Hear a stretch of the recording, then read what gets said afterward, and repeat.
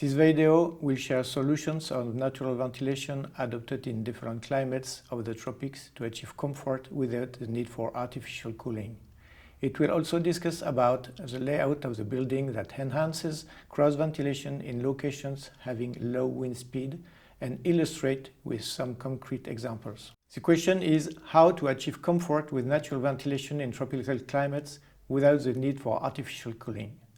The solution is to use bioclimatic design, that is to say, doing with and not against the climate, like a man under a tree with a gentle wind.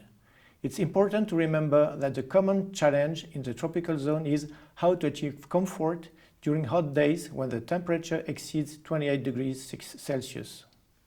There are three dimensions to natural ventilation. First, renew air to dilute indoor air pollution from 0 to 3 volumes per hour.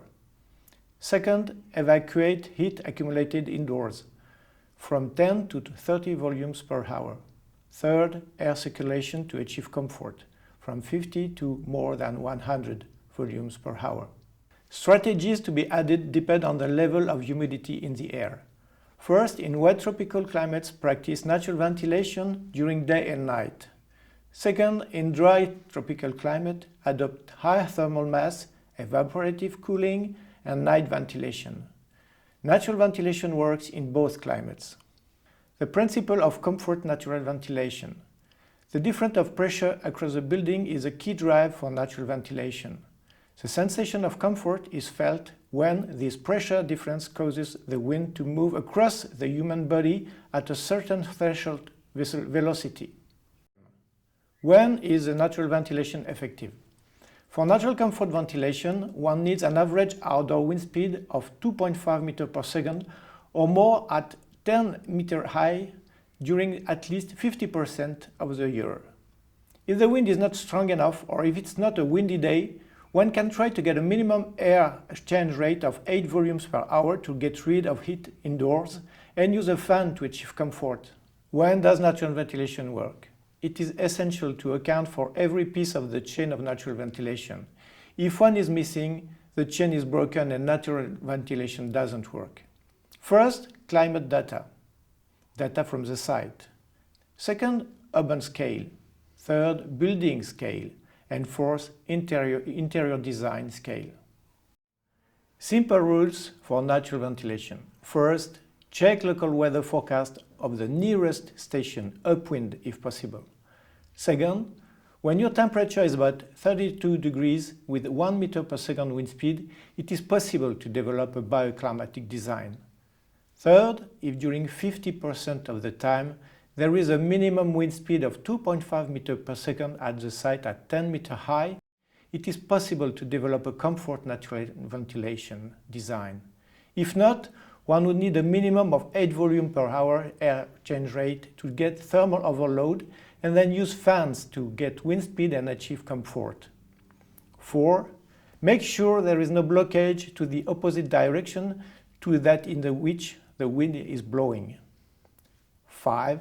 Turn your building 90 degrees to prevailing wind. If not possible, not more than 45 degrees. 6. Design a narrow building not more than 20 meters wide, surrounded by vegetation, which will reduce local temperature. 7. Protect your roof and facades. 8. Design a minimum of 25% porosity for the opposite facades. 9. Ensure there is no internal obstacle, wall for example, between two opposite facades. Limits to natural ventilation. If there is too much wind and papers start flying, use louvers to regulate airflow. If there is no wind, open the windows. Use energy efficient fans in a good position as shown on the pictures. Some constraints to use natural ventilation. Acoustic has to be considered. It depends on the cultures.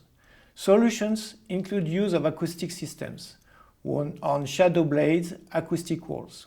Second, indoor air quality is a sum of outside and inside pollution. In most cases, natural ventilation provides a better inside air quality because it evacuates inside pollution, for example VOC, humidity, CO2. Third, insects create constraints to natural ventilation. Mosquito nets reduce the potential of natural ventilation by 50%.